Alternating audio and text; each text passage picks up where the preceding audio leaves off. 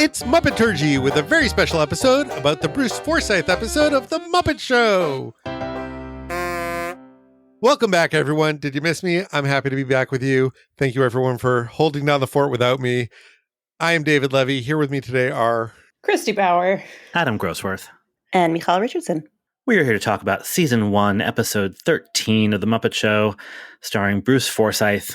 This was taped July 27th and 28th and August 5th. I don't know why there was a break in there, of 1976, and it aired in New York December 6th, 1976. It was the 12th episode to air right before Harvey Korman. And later that night, also on CBS, you could watch the Johnny Cash Christmas special if you were so inclined. This week's episode was a particularly rich one for Muppet Morsels DVD trivia, including they gave a rundown of the typical production schedule, but I also found it odd because they also give us the production dates, and this one had this weird gap in it. But apparently, in a normal week, Saturday was costume fittings and a music meeting. Sunday was a read-through of the script and a rehearsal. Monday was orchestra and vocal recordings for the musical numbers. Tuesday, Wednesday, and Thursday were shooting days, with the guests normally only attending on Tuesdays, which explains a lot about the balance of the show that we've commented on in the past. And then Friday is post-production, video editing, and the addition of sound effects. I just find that wild that they did this so quickly. That's the schedule for SNL still now, only more so because it's live, and so they shoot the whole thing in 90 minutes, and that's it. And like a 3-camera sitcom is probably roughly the same, with rehearsal, and then they shoot it in front of an audience, probably a little more time to edit it nowadays. But just given what the Muppets are and some of the stuff we've seen, I was struck by how quickly they were putting this all together in 1976. And I wanted to share that with everybody. I think that probably helps to explain why, especially in this first season, we're seeing a bunch of sketches that they had previously done in other contexts because they didn't have to spend as much time working out any of the special effects or even necessarily how to do it for camera if they had done it for TV before. And we'll talk about that later today with one of these sketches. Indeed. To introduce our guest star, that's what I'm here to do. So it really makes me happy to introduce to you Bruce Forsyth is the prime example of a Muppet Show guest star who was a megastar in the UK and basically unknown in the United States. He was a beloved television presenter cited by the Guinness Book of World Records in 2012 for having the longest television career for a male entertainer. He was the kind of guy who had the relationship with an audience that a lot of folks grew up with him on TV. And so when they were kids, they might know him in one way. And then when they were adults, they might know him in a different way. I was really trying to think of an American equivalent. And the best I could come up with, and please forgive me for this, would be if Bill Cosby's career hadn't ended with all of the revelations about rape, the sense that he was someone who was an entertainer who worked across different genres. He did live, he did TV, he did sitcoms, he did game shows, and that because Bruce Forsyth never had rape allegations against him, was just thought of as sort of a lovable avuncular figure. Sounds like Carol Burnett to me, honestly. Yeah, that's actually a great example. And especially Carol Burnett, Bruce Forsyth really broke through in the variety show era. He comes from an interesting, long British family. I only want to highlight one of his ancestors, his great-great-great-great-grandfather, William Forsyth, who lived in 1737 to 1804, was a founder of the Royal Horticultural Society and the namesake of the plant Forsythia. So he started out as a child performer. He made his television debut at age 11, singing and dancing on a BBC talent show called Come and Be Televised. I love that name. It's so British. It's that easy. Right? He started live performance at age 14 with a song, dance, and accordion act called Boy Bruce, the Mighty Atom. Oh, the past. Yeah. According to Wikipedia, he worked his way through summer seasons, pantomimes, and circuses before getting his big break as a presenter on Sunday Night at the London Palladium, which was a very long-running variety show. He was the second host, and it had its largest viewership when he was running it.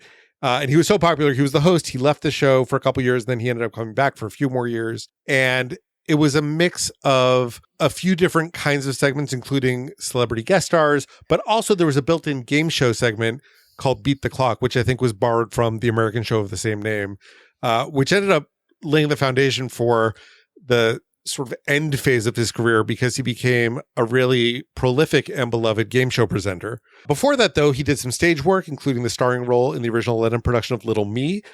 He was in the movie Star with Julie Andrews. He was in Bedknobs and Broomsticks, although let me tell you, when I read that, I was like, oh, I'm going to rewatch Bedknobs and Broomsticks for this episode. Friends, he's in about 2 minutes of Bedknobs and Broomsticks. In the Portobello Road sequence, he's like the evil pickpocket who ends up bringing them to the evil bookseller. Oh. If you remember that movie. The Muppet Morsels say American audiences may remember him for his role in Bedknobs and Broomsticks. So thank you, Disney, for the SpawnCon 4 years ago. Yeah, you will not remember him for that unless you are a huge Bedknobs and Broomsticks super fan. Anyway, after by the 70s, that's when he started his real game show career. 1971 to 77, he hosted the Generation Game, which was basically a remake of Beat the Clock, but instead of married couples competing, it was intergenerational teams, usually parents and children. And then he did that show again in the 90s. In 1977, he returned to the variety show format with Bruce's Big Night, which did not catch on and was canceled after one season. But it was interesting. I watched some of the televised obituaries. Ooh, spoiler. And one of them mentioned, like, this show as being something like, even though we knew it was sort of a disaster, we kind of loved him for it anyway. And I think that sort of tells you about how they felt about him. He did a lot of game shows in the 80s. Actually, in the 80s, 90s, and aughts, he did different versions of Play Your Cards Right, which is the UK version of Card Sharks. He did the UK version of Price is Right, which was called Bruce's Price is Right from 1995 to 2001. And at the end of his career, he was the co-host of Strictly Come Dancing, which is the UK show that spawned Dancing with the Stars. And he did that from 2004 to 2013. When he died, there were all sorts of tributes, including from the head of the BBC and Prime Minister Theresa May. And the BBC produced a tribute show to him at the London Palladium, which was hosted by his Strictly co-host, Tess Daly. And exactly 1 year after he died, his ashes were laid to rest beneath the stage in a private ceremony at the London Palladium, which I find both moving and disgusting. That's horrifying. Wait, does that happen for anybody else? I had no idea. Would like a box was like placed under a floorboard, right? Like they weren't like scattered in the trap room, right? Yeah, and then vacuumed up again. Like, I just come from a tradition where like cemeteries are cemeteries and theaters are theaters. Like, I mean, they're all dusty anyway. Right? Yeah. I don't know. It feels weird to me that like the Palladium, is that where I saw Priscilla, Queen of the Desert? Were they like doing the like, I'm gonna shoot ping pong balls out of my yaya number on top of his final resting place? Like, yes, they were. Gosh. Anyway, that is Bruce Forsyth. Why don't you get me started? Christy, Yes. what did you think of this episode after our challenging run last week? I think this episode is definitely an improvement over last week, but it's a real mixed bag. You know, 2 British shticky dudes in a row is a bit much. So in the broader context, I think I enjoyed it less than on its own. You know, and the shtick itself is decidedly different. You know, Peter Ustinov had that sort of like received pronunciation, RADA student slumming it thing going on for him. And Bruce Forsyth is more of like a, you know, genial working class music hall, waka waka. Like tonally, he's a better fit with the Muppets. And, you know, there are a handful of really great laughs in this episode. And there are a couple of numbers that I genuinely love. But like as a whole, it coheres strangely, I think. But I do want to give bonus points to one of Bruce Forsyth's amazing jackets, which we will get to. Oh, yes. David, you were spared Peter Ustinov. How about you? Well, I did see Peter Ustinov. I just wasn't here to talk about it. If you had asked me before I watched this episode a second time, I would tell you that I remember this as being an absolutely wonderful episode. And then when I watched it the second time, I was like, oh no, it's just that the good parts are really good, but there's a lot of parts that I could do without. So that sort of puts it in the middle, but the good parts were really good. Michal? Yeah, there was a lot that I loved and a lot that felt really satisfying and rewarding about this episode. And I don't know if I would have felt the same way had we not just been coming off of Peter Ustinov last week. because, as Christy said, they are two shticky British dudes, but this shtick fits so much better with the Muppets, because the Muppets are about singing and dancing and making people happy, and that is what Bruce Forsyth seems to also be about. He's maybe even a little bit too much of a ham for the Muppets, but after last week, I'm relieved to see it, frankly. Yeah, I agree with all of that. I enjoyed this overall. It's interesting. You know, I obviously I own these DVDs and have since 2005, and I do not remember this at all. Like it's as if I had never seen it before, which obviously is not true. I'm getting a little tired of season 1. Is where I sort of landed with. I generally enjoyed this, but as much as I was just saying a week or two ago that I'm going to miss Mildred and George and Hilda, but the rhythms of these episodes are getting so repetitive, and we're not even binging them, right? We're recording these podcast episodes once a week, and so I'm watching them once a week, pretty much exactly as they would have been watched at the time, except I'm watching them twice because we're making a podcast. But I know that there are going to be 4 kind of repetitive backstage scenes, and an at the dance, and a Fozzie bit, and a hastily made UK spot, and I like all of those things. But I am really ready for something different to happen. We've now had at least 3 episodes where the guest is like, "Oh, frogs and pigs and chickens, wild," and it's getting a little tedious. As much as I love the Muppet Show, that struck me this week, especially I think also having 2 slightly unfamiliar British guests in a row. But that said, there was a lot to enjoy, so let's get into it. Ready! 3, 2, 1, fire! I love that you were complaining that their structure is too formulaic, and then we immediately switch up our usual formulaic structure. Surprise! Well, it is time once again for Shot Out of a Cannon. It is a little bit out of order this week. We decided to talk about the backstage plot first because that has ties into the sketches, and those tie into the songs. So we're going to get right into it. There are a few overlapping kind of mini plots that resolve in different ways.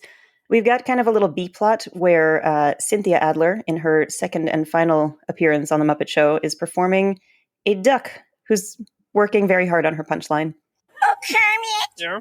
I finally got the punchline down for the act tonight. Want to hear it? Okay. Good. Quack! Fine. But keep working on it, okay?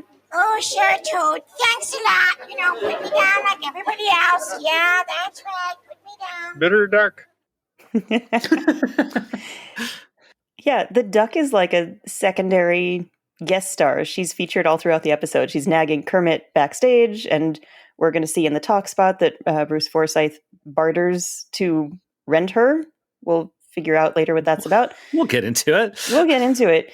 She's the patient in the veterinarian's hospital sketch, and then she and her performer are never heard from again. It's so strange. Like she appears as if we're supposed to know who she is. That clip is the first we hear of her, I think, right? And it's like we're supposed to know who she is, and she's a character. We have never seen her before. She doesn't really look like the other Muppets. She sounds nothing like the other Muppets. We've talked about Fran Brill and her boots. In this scene where she's behind Kermit's desk, she definitely feels a little too short. Like she can't quite make it. I'm fascinated by her. Yeah, I mean, she seems like she's also not as much of a veteran Muppet performer as the other performers. Like if you look at the duck and the mannerisms and like the eye focus like doesn't quite know where the camera is. Like she's clearly a talented voice actor, which is in fact what Cynthia Adler is, but she's not necessarily a Muppet performer. The duck is still great. Like I'm pro duck. Oh yeah. I want you to know that if you read Cynthia Adler's professional bio, it mentions the duck, and she talks about how the duck is part of Muppet history that Muppet fans still write and talk about today, which I would roll my eyes at, except we are doing that very thing. We are doing that very thing, and also the way back in the day, in the early days of the Muppet fan website, toughpigs.com, when Denny Horn was reviewing every single Muppet Show episode, or thought he was going to. I don't know if he ever made it to the end, but all he had to say about this episode was, I don't want to talk about Bruce Forsyth. Let me just talk about the duck. Yeah. The duck does this very cute thing when she nods, but her head doesn't nod, just her beak nods. It's really cute. And I'm like, I don't know if that's like a mistake, but it's really cute. And so I don't care. Mm-hmm. So we should just talk for a second about who Cynthia Adler is, just because it's interesting. She is part of the Adler theatrical family. So that includes Stella Adler, the great acting teacher. It includes Bruce Adler, who was a star of the Yiddish theater, who eventually worked in musical comedy as well. As Michal said, she did a lot of voiceover work. Most notably, she was the narrator of HBO's Real Sex. She was one of the voices of Chiquita Banana. Yeah, I mean, that's most noteworthy. Sorry, Real Sex. I think the Real Sex tidbit would only be more noteworthy if she did it in the voice of the duck. Well, here's the thing is that over time, there have been lots of different voices of Chiquita Banana. There's only been one, to my knowledge, narrator of Real Sex. Fair. Also, like, we are of the age where Real Sex probably looms larger in our adolescence than it might for other people. I didn't have HBO then. I've never seen it. But the Chiquita Banana was a large character in the same time as the Muppet Show. So, well, there you go. Anyway, and for the New Yorkers among us, she had a one-woman show called Downloaded and In Denial in 2004 that got a bit of notice. Anyway, that's Cynthia Adler. She is still around, I believe, still doing voiceover and maybe occasionally cabaret. Cynthia, if you're listening, please come talk to us about the duck. Yeah, tell us how you came to be on The Muppet Show and why you were only on 2 episodes. Meanwhile, in our A-plot, Fozzie is working on becoming impervious to heckling, and he asks Kermit for help. And Kermit, by the way, is doing a beautiful job looking miffed at Fozzie for asking for his help in the middle of the show. But Fozzie asks Kermit to heckle him, which produces my favorite line of the week. I love it so much. Followed by Fozzie, just in response to this heckling, he hits Kermit with a rubber chicken, which is fantastic. I've seen cheeseburgers funnier than that. What do you think? Too subtle? Will you get out of here? I found it shocking because I don't think we ever see Fozzie get violent. But it's funny violent. Oh, it's funny, but it felt like a piggy move, you know? Like it surprised me and not in a great way. There's something about the way that Fozzie moves, and it's interesting. Like, this is like because we talk the puppetry a lot, right? Like, it's so different from anything that Piggy does, or even when like Waldorf hits Statler sometimes. Like, it's such a the famously visual medium of podcasting. I am gesturing, right? But like the way that his arm moves with the chicken, it doesn't feel violent in the same way to me. It feels very like ineffective. It's some comedy shtick. You know? Yeah. Oh, I don't know. You hear the impact of the chicken on Kermit. It sounds like it hurts. Yeah. I guess that's true. Yeah, that chicken probably weighs as much as Kermit. And yet there is an act of violence in this episode that literally made me gasp. So we will get there. More Muppet morsels. Frank Oz said that Kermit was the linchpin of the Muppet Show, just like Jim was the linchpin of the Muppet performers. Jim enjoyed being snarky through Kermit. And that's the whole thing. And I was like, why? Morsels. Well, I wanted to know, like, why did Jim enjoy being snarky through Kermit? Because he wasn't snarky in real life. It just was one of the things where I was like, this is great. Oh, you're done. Like, I wanted another sentence, but there wasn't one. Oh, well. Later in this backstage plot, Fozzie learns that his act has been cut from this week's show, and he tries to faint on Hilda unsuccessfully twice. And I just want to give Hilda another shout out because she does this adorable panicked entrance when Fozzie calls her, and she does this terrific shocked look when Fozzie faints. And yeah, we're really going to miss Hilda when she's gone. It's almost like I sort of read it as like, because he calls her and she's like, oh no, what's wrong? Oh, you're fainting? I don't care. It's kind of how I read it. And she runs in from on stage. I don't know what she was just doing on stage. If she was helping someone with a quick change, she might have been just off stage in the wings. That's true. You know, that's the thing that wardrobe does. We've seen people watch from the wings too. We've seen her roped into the chorus too. So also Right. that. Anyway. Boy, am I? I really want to get the best of those 2 old hecklers, Kermit. Well, I can guarantee you that Statler and Waldorf will not heckle you tonight. But they always heckle me. Every show they heckle me. Well, why not tonight? Well, the show's running long and your act's been cut. Hilda? Yes, Don't Fuzzy. move. Just stay right there. But why? So you can break my fall when I faint. Ah! Cute faint. cute duck. There's a duck again at the end. I like how the laugh track is sad for Fosse. Yeah, that little aw. Speaking of cute, the way that Hilda sort of nestles into Bruce Forsyth in the introduction is so cute. They're trying so hard to make this cute thing into a catchphrase, and the harder they push on it, the more I hate it. Well, it's also, again, that thing where she doesn't sound like any of the other Muppets, so it just reads wrong. Right. And I don't mean that in any way as a criticism of Cynthia Adler. It's just like a whole nother voice world that she's in.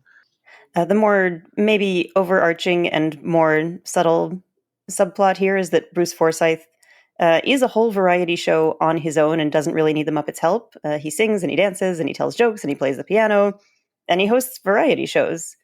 He would have been a more interesting takeover than that wind-up robot Kermit we saw a few weeks ago. This is now the second episode where we've seen a plot contrivance of, oh, sorry, regular Muppet, we need to cut your act because the guest star has something to do. And that becomes something of a running, and I would say maybe tired recurrence in the show, which maybe goes back to the question of, does Kermit actually know what he's doing in terms of scheduling his own show? It's true. Though at least in this one, they explicitly say the show is running long, which just from a realism standpoint, I mean, that actually happens on yes, it does. Live TV all the time. And I appreciate that a better reason was given for it than was given to Piggy. I'm mostly saying this so that when we get to the Carol Burnett episode 3 years from now in season 5, and it flips that on its head where her number gets cut because the Muppet stuff is running long, we can say, aha.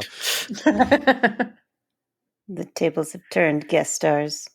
Yeah, it makes sense if the show is running long to cut an act. It wouldn't have made sense had the show not run long. We would have had 2 stand-up acts, one right after the next.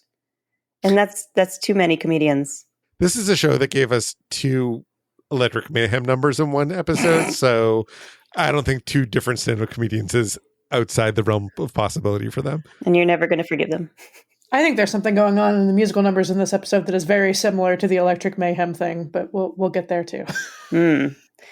Let's listen to At the Dance. George, would you like to come to my place for dinner tomorrow night? Maybe. What are you fixing? Well, you like duckling? I don't know. I never duckled.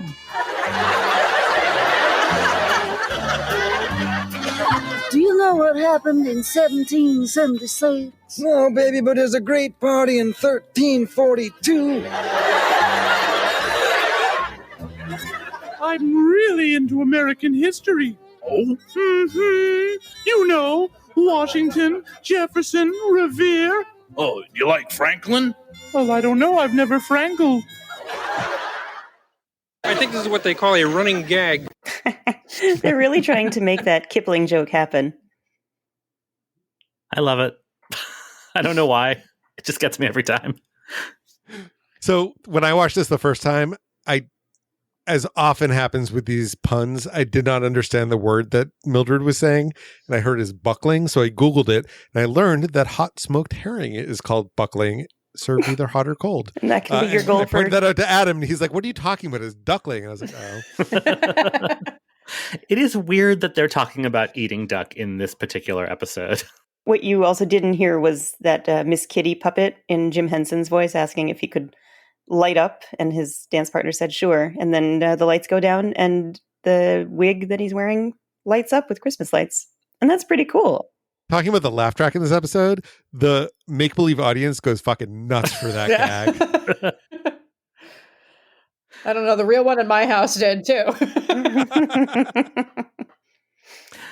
So we've got a talk spot. Oh, do we? Yeah, a couple weeks ago we had a Harvey Korman complaining that he felt out of place to Kermit during the talk spot, and they fixed that by turning him into a giant Muppet chicken. So that's fine.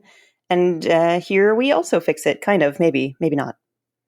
Yeah, well, it isn't like any other show on television. I mean, I'll buy the fact that you're a frog who can talk. Well, there's nothing strange about that. And I'll even buy the chicken who shares my dressing room. No, but she's not for sale. I beg your pardon? No, that chicken's not for sale. Oh. I mean, I wouldn't mind selling her, but her husband plays in a band. No, you misunderstand me. You see, I don't actually want to buy a chicken. Oh, I see. Mind you, I wouldn't mind leasing a duck. I can let you have a duck right here. I can give you a good rental deal on this duck. Oh, it's not a bad-looking duck. Oh, it's a great little duck. I mean, it was last owned by a little old lady who only used it as a decoy during the hunting season. Really? Well, how much to rent this duck for a month?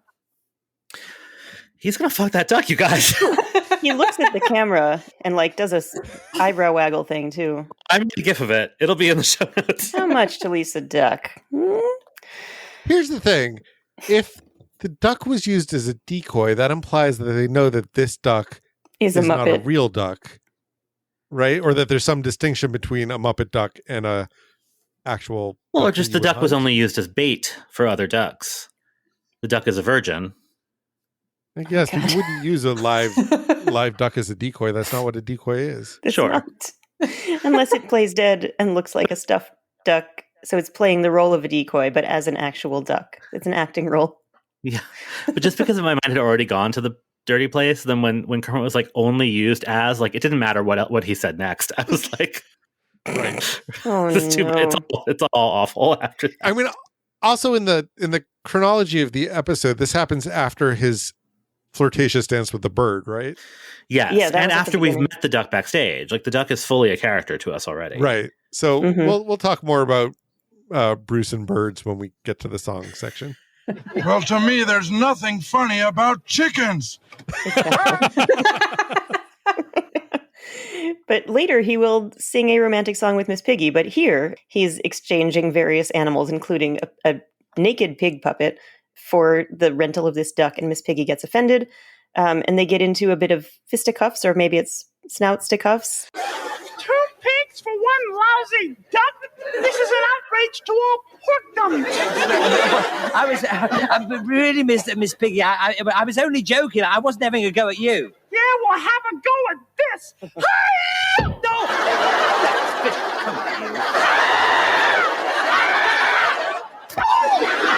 Thank you, Whitney.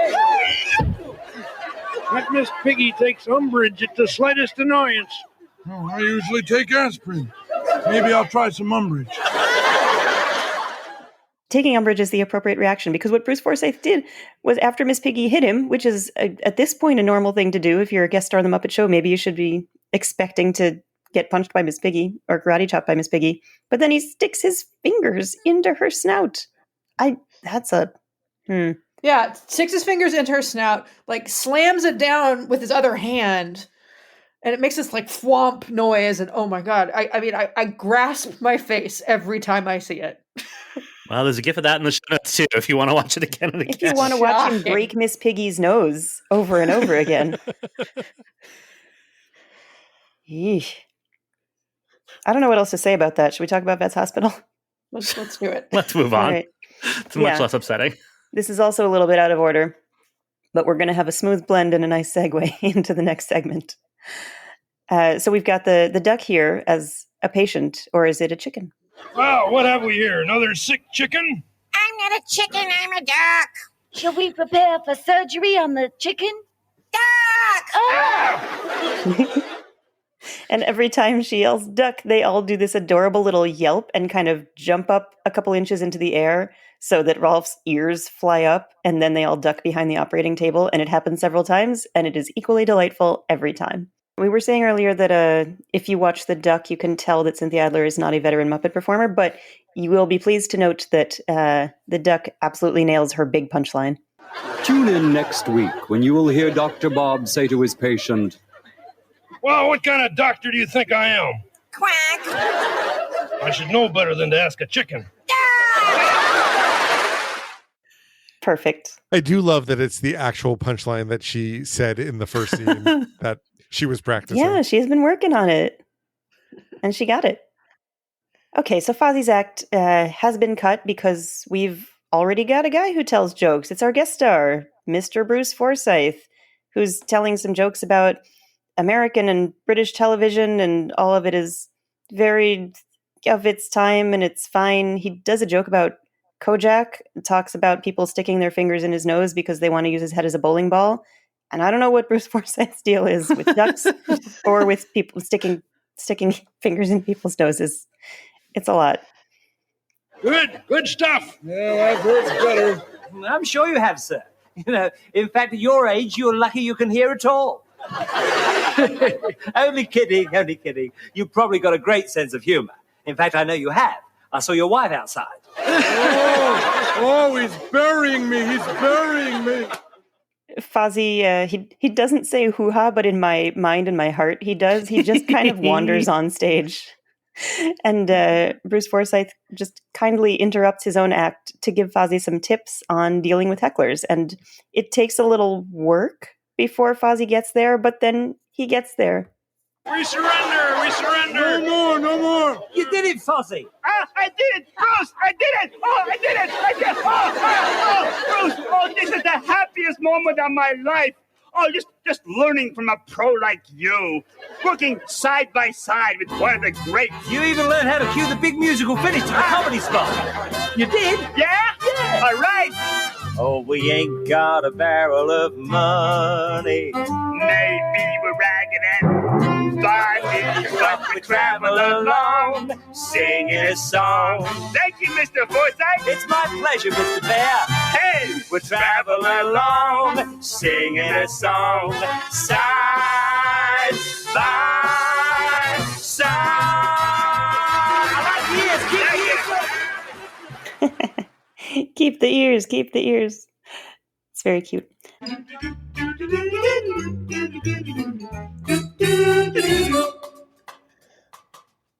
Oh, nice segue. Smooth. Good blend. So for maximum smooth and good blend segueness, let's talk about Side by Side first. Side by Side is a song from 1927 written by a guy named Harry M. Woods, and it is a standard. Harry Woods was a songwriter who also wrote When the Red, Red Robin Comes Bob, Bob, Bobbing Along, What a Little Moonlight Can Do, and Try a Little Tenderness. And I found a very funny thing about him in a book called America's Songs, The Stories Behind the Songs of Broadway, Hollywood, and Tin Pan Alley by Philip Furia and Michael Lasser. They said, even though Harry Woods was born without fingers on his left hand, his mother encouraged him to study piano.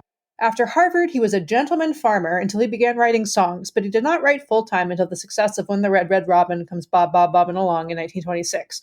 In addition to his hits, Woods was known for his drinking and his violent temper. He once got into a barroom brawl that was so bad somebody called the police. They found Woods sitting astride his adversary, clutching him by the throat with his good hand and pounding the man's head with his stump. A woman entering the bar was appalled by what she saw. "Who is that horrible man?" she asked. One of Woods' drinking pals piped up, "That's Harry Woods. He wrote Try a Little Tenderness." Wow. And this is not the first Muppet iteration of Side by Side. Ralph and Jimmy Dean did it on the Jimmy Dean Show in 1963. Should we talk about the jacket? Let's talk about the jacket. I think we have some feelings about the jacket. It's amazing. What else is there to say?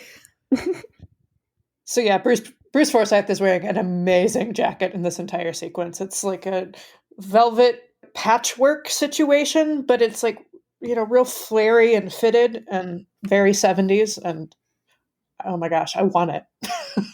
Well, but you want is like the whole ensemble. Yeah, that's true. Cause he's got like the robin's egg blue, frilly tuxedo shirt underneath it. It's like a pirate shirt and also a medallion just for good measure. It's also the only outfit of his in this episode that really jumped out at me compared to, say, like the Lena Horne episode where we had something to say about every single piece of clothing she wore, or Charles Aznavour. So it's not just about how we're trained to look at women's clothing.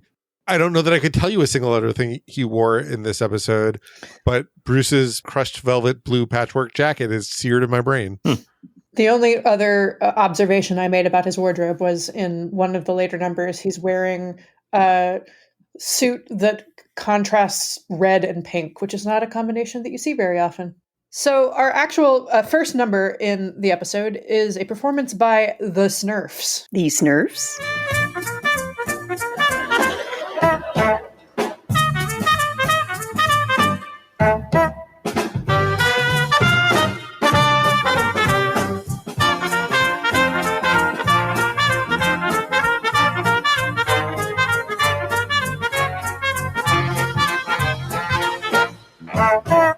Before I get into the history of the song, how would you guys describe the Smurfs? They're Muppet monsters with trumpets for noses and extendable necks. So when they are compact, they look like they're basically just feet with a face, but then their necks can extend, so they end up being all neck with a little face on the top and little feet at the bottom. And they're performed in front of a black screen or by performers all in black. I didn't know whether they were performed from underneath, like just with a hand going straight up, until they jumped up in the air and their feet did a little windmilling thing. This was a useful Muppet morsel. They're controlled by 3 rods, 2 in the feet and 1 on the head. And so the puppeteers are behind them. An earlier version had the feet were a glove. And we'll have a clip in the show notes of their appearance on Sesame Street where you can actually really see the difference when it's a glove, and you can also kind of see, how it positions the puppeteer differently when they have to have their whole hand in the feet versus when it's a rod and they can be further back. It's a neat trick because you really can't see the people at all. So you mentioned an earlier version. This is actually the second iteration of this to appear on TV. The first one was in a special called Herb Alpert and the Tijuana Brass in 1974, featuring, you guessed it, Herb Alpert and the Tijuana Brass. And this piece of music that's used now is more or less the Herb Alpert and Tijuana Brass version of the song, just with a little more added comic honking. But the original arrangement is on an album called Sounds Like from 1967. The song dates back to 1926. It's a song called In a Little Spanish Town. I only really want to talk about the composer since we don't hear the lyrics. A woman named Mabel Wayne. There are so few Tin Pan Alley women composers, so I was excited to learn about her. She was born in 1890, died in 1978, and was noted as one of the first women composers to publish a hit song. And her other songs include Ramona and It Happened in Monterey. And, the song was a hit in various iterations over the years. There's a jazzy and kind of funny version sung by Virginia O'Brien in the 1943 MGM movie Thousands Cheer, which is basically like a cinematic USO show. And she's backed up by Gloria David and June Allison. And at one point, the way they popped up reminded me of Phenomena. Bing Crosby had a hit with it in 1955. There's a Buster Keaton bit in a short called Pest of the West where he keeps trying to play it outside of a window and stuff falls in his head. But my favorite bit of Muppet-related trivia related to this song actually involves Herb Alpert. In addition to being the only person to score a #1 hit both as a vocalist and as an instrumentalist, Herb Alpert is one of the co-founders of the very successful A&M Records label, which existed from 1962 until it was acquired by Polygram in 1989. And while it was in existence, A&M Records had a headquarters and studios on what was originally the Charlie Chaplin Studios lot, which but here's the thing. So A&M was located there from 1966 to 1999, at which point the A&M lot, previously the Charlie Chaplin lot, became the Jim Henson Company lot. And if you drive by it today, you can still see, as a tribute to the history of that lot, there's a statue of Kermit dressed like Charlie Chaplin over the main gate. It's very cool. Yeah, I do like how with numbers like this, even if, it's all silent, none of the characters have any lines, but there are definitely characters and stories and relationships, and they're building this whole story and establishing who these people are to each other without having them say anything. And it's kind of like watching a ballet in that way, just fuzzier and with puppets. And I also love the way that the story really builds, it gives shape to this number in a way that isn't necessarily built into the song itself. So we start with like the one Snurf and his relationship with the second Snurf, or their relationship. We don't know the gender of the Snurfs. And then there's sort of the Snurf community that is ganging up against our main Snurf, who gets more and more frustrated. And then there's that point where the camera pulls back and reveals the second level, which I let out a little gasp. I just thought that was so cool. So it's one of these sort of perfect examples of a puppetry for puppetry's sake kind of numbers that I find to be hit or miss with the Muppets, but this one to me hit. Yeah, and the simplicity of it too, right? That it's, that it is just the puppeteers are in black on a black background. and it's that there is no second level, right? It's the same performers, and they do a split screen. So they're using a camera trick, but a really basic one. I really love it, and I love, if you in the show notes you can see the Sesame Street iteration, which is not this number. The puppets are used in a different way, and the Herb Alpert one, and then this one, and you can see the puppets evolve too. They don't have the horn noses on Sesame Street, and then the gloves to the rods, and it's kind of neat to track that also because they get more expressive as they change as well. It's also kind of neat that the Smurfs were almost part of the first Muppet merchandising produced. You may remember we spoke about many episodes ago a set of puppets that the Ideal Company made that was had a really sort of disturbing commercial that Adam loves and hates. I don't hate. Oh, wait, there's no hate. I love that commercial with all my heart. And in the commercial, it's Kermit, Rolf, and a Smurf. They ended up not making the Smurf, but they are immortalized in the commercial. So we'll reshare the commercial because so good. Adam apparently wholeheartedly loves it. I mean, it's disturbing. It's violent, and I love it. I also wondered if the Smurfs were the progenitors of the Honkers from Sesame Street, because I looked it up, and the Honkers apparently did not debut on Sesame Street until 1980, so well after this.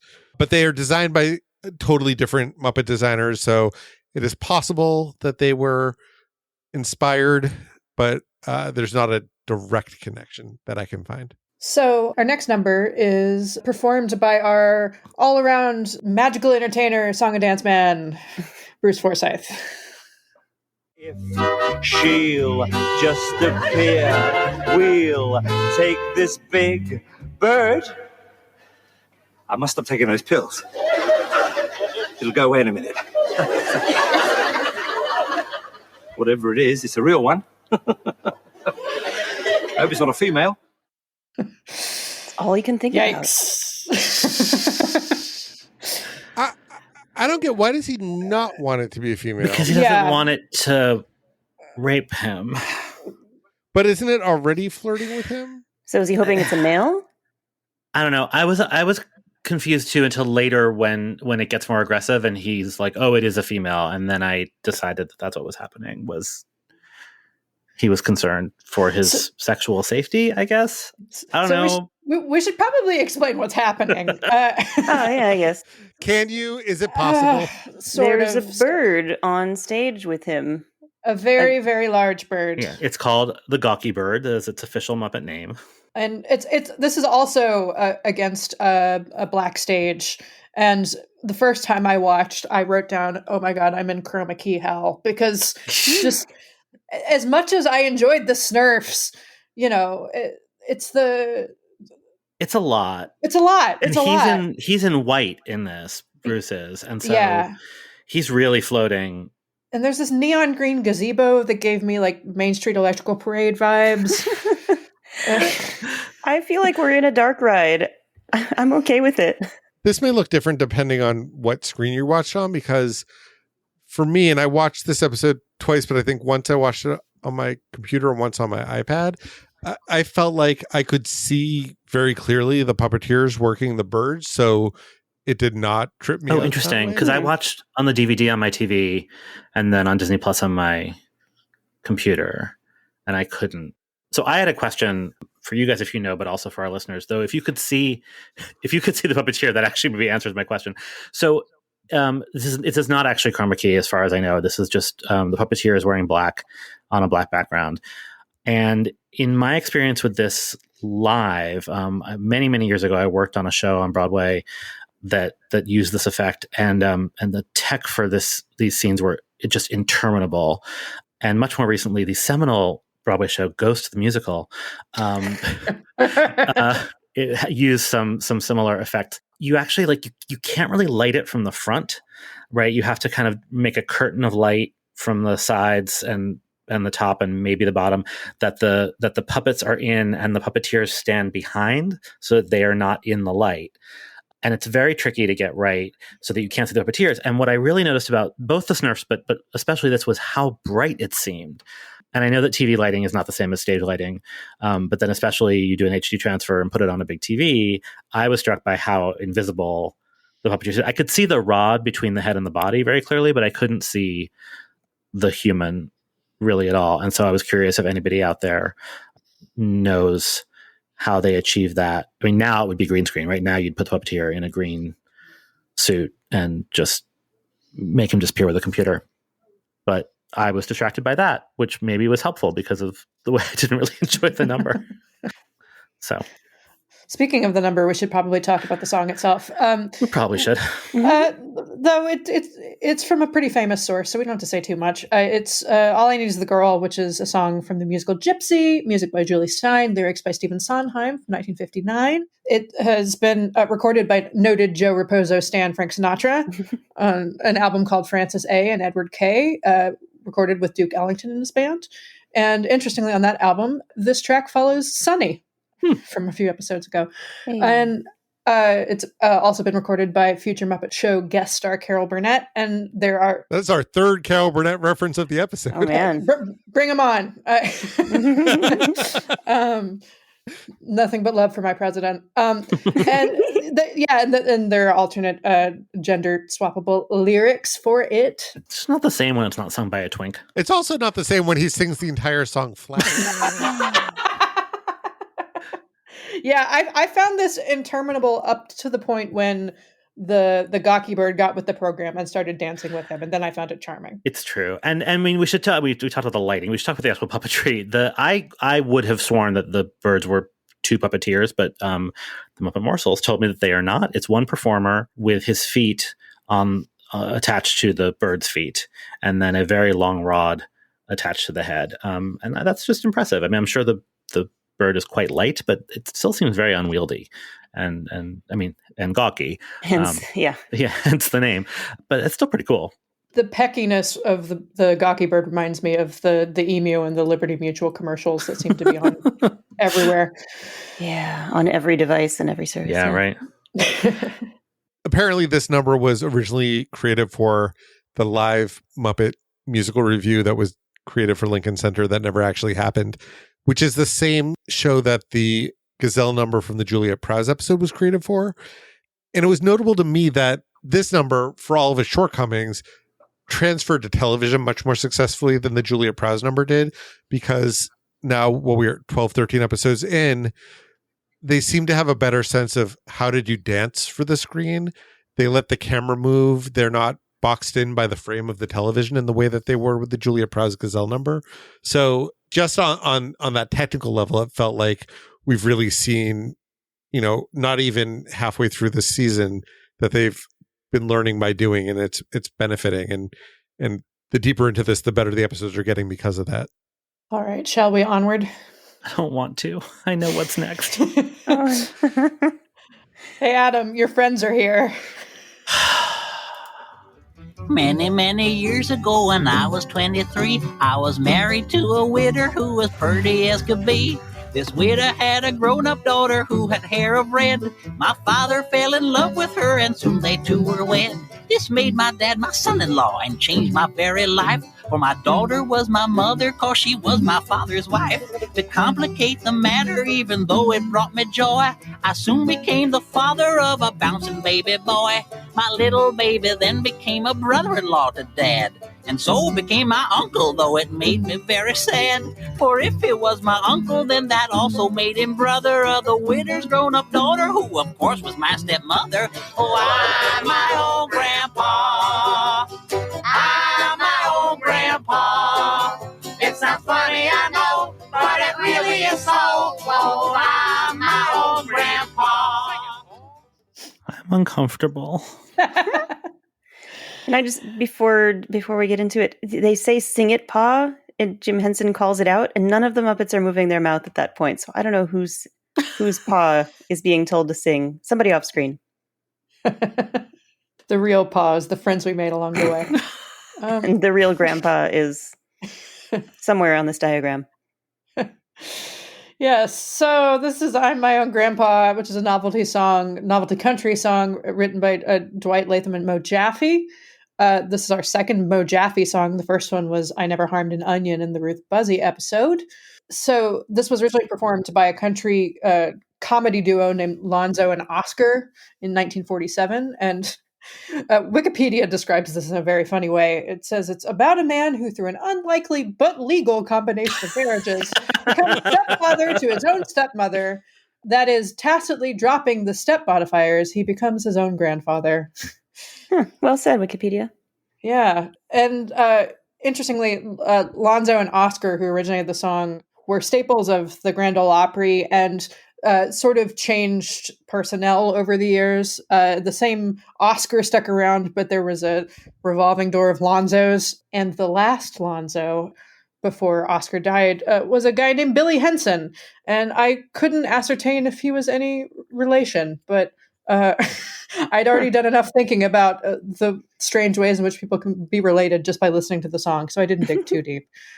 And according to a very informative and amusing piece from Genealogy magazine in 2007, this very nearly happened to Bill Wyman of the Rolling Stones, because in 1989, he, at the age of 52, wed an 18-year-old named Mandy Smith, and they divorced after about 2 years. But then his 31-year-old son became engaged to the wife's 49-year-old mother. So had everyone either stayed married and or gotten married, then Bill Wyman might have been his own grandpa. Missed opportunity. We've discussed skiffle and the dinkadoo of it all, but I'm fascinated that the UK spot is so often the jug band. And I just wonder how this sort of thing played to UK audiences. I mean, this was also around the time, this was a little bit before Monty Python and Fawlty Towers were really big in the US. Although so much of Bruce Forsyth's stand-up, it is actually about the sort of TV cultural exchange that was happening at this time. But I don't know, it's just such a specific bit of Americana to be exporting in this way. And only, like, if it were in both versions, I wouldn't question it. But that this is only for the UK, I find very, very suspect. The only other thing I have to say about it is that this was the only piece of this episode that I had any previous experience with. It was on one of the VHS compilations, and I had, as a child, rented it and recorded all of the music onto a tape that I listened to a lot. So I'm very, very familiar with it. So we have a Wayne and Wanda bit. I think that I shall never see a poem lovely as a tree. So I'm actually going to defer to Michal here, who has a lot of interesting things to say about it. So Trees was a poem, is a poem. It is still memorized by countless children today. It was written in 1913 by Alfred Joyce Kilmer, with music composed by Oscar Rasbach in 1922. And it's been recorded by numerous artists, including Nelson Eddy and Perry Como and Paul Robeson. It was also included in the 1948 Walt Disney anthology feature Melody Time.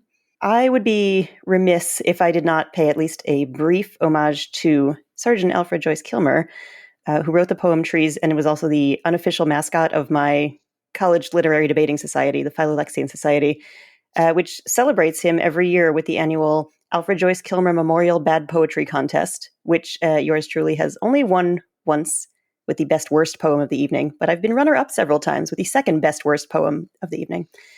Kilmer's work has sometimes been criticized as conservative or sentimental or treacly or overly devotional. He once wrote an ode to a delicatessen. All that is about the right speed for Wayne and Wanda. There are numerous Joyce Kilmer namesakes all around the country, schools and parks and what have you, but I am honor bound to report that the Joyce Kilmer Memorial Rest Stop and Service Area is at Exit 8 on the New Jersey Turnpike. Does it have a delicatessen in it? I don't think so. I think it's just a rest Missed stop. Opportunity, really? Yeah. It does have trees, I'm pretty sure. Good stuff. Yeah. That's Joyce Kilmer. This number is on the Muppet Show album, but with a different Sam the Eagle frame, which we've mentioned because we heard that frame a number of episodes ago. So just closing the loop on that. Proving your conspiracy theory. That it's all modular furniture. So our last number of the evening is a duet between Bruce and Miss Piggy. Small ones, huh? Yes, that sing in the trees. I don't want that big one back. Someone to bless me whenever I sneeze. Bless you, Piggy. Let there be cuckoos, a lark and a dove, but most of all, please, let there be love. Come in, boys. Real Roxy Hart energy from Piggy on that line. Kind of surprised the Wexlers haven't actually cast her yet. That was my favorite It's moment great. of the episode when she calls for her boys and then a chorus line of tuxedoed pigs comes out behind the piano. It was just And perfect. one in a turtleneck and a trench coat. Because I I started had writing questions down. about that too. They're all, I don't know. The costume department just forgot about him. So the song is "Let There Be Love," music by Lionel Rand, lyrics by Ian Grant, published in 1940. I couldn't find much of anything about either of them, sadly. But this song has been recorded by conservatively 11 billion people, most notably Nat King Cole. It was a hit single in the UK for 14 weeks and peaked at number 11. And it's worth mentioning that Bruce Forsyth is playing the piano in this number. So complete and utter ham and show off. So he's a good match for Miss Piggy. This is Piggy's first musical number in which she is the main singer along with the guest star. And Frank Oz said that Piggy is his most difficult character to perform, not just physically, but because he has to dig deep to find that feminine part of himself. To which I would say you could have always cast a woman, but he's very good in this number, so we'll give it to him. Yeah, it's a delight. This was the number that led me to think of the conspiracy theory that perhaps Bruce Forsyth didn't just replace Fozzie, but one by one replaced all the Muppets, because this is a Rolf number. This should be Rolf singing with Piggy. It's fine that it's not. Bruce Forsyth does a lovely job. I do hope that now that there is a full-size piano on set, that Rolf maybe gets to use it in the future. Yeah. There's the shot starts with like a close-up on the Steinway and Sons branding on the piano before it pulls back to show the rest of them. So I wonder if there was a little deal cut. The whole framing, like the angle is unusual for the Muppet Show. It's something we haven't seen yet anyway. And, you know, Piggy's sitting on a stool and her legs are crossed and you can see her little high-heeled foot tapping. I mean, it's great. And it's not a thing we've seen yet. And I really enjoyed that aspect of it. I'm not sure if this was necessarily one of Bruce's signature numbers. I can't tell if he ever did it prior to being on the Muppet Show, but he did it a number of times since, including he recorded on his final album in 2011, which was called These Are My Favorites. He made a music video of it, and he did it in a couple of television appearances around that time as well. So that whether he brought it to the Muppet Show or they brought it to him, it became part of his, ongoing persona. So to close things off with our ongoing conspiracy theories, last week, Christy, you noticed that Frank Oz had a credit for special Muppet material, and we didn't know what that meant. So I was looking this week, and this week, Frank Oz and Mike Frith are credited as Muppet creative consultants, but not special Muppet material. I don't know what any of that means, but I thought I would mention it since we mentioned it last week.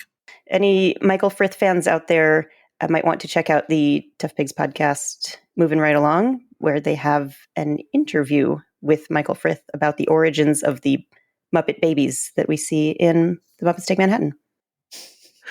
And I think we also have our first real yay. Special thanks to our special guest star, Mr. Bruce Forsyth! Yay! It's particularly notable because in the opening, when he introduces Bruce Forsyth, there's no yay, no cheer, not even a smile. It's like Bruce really won him over. I mean, that's definitely a yay compared to whatever that thing last week was. Yes. Oh, for sure. It's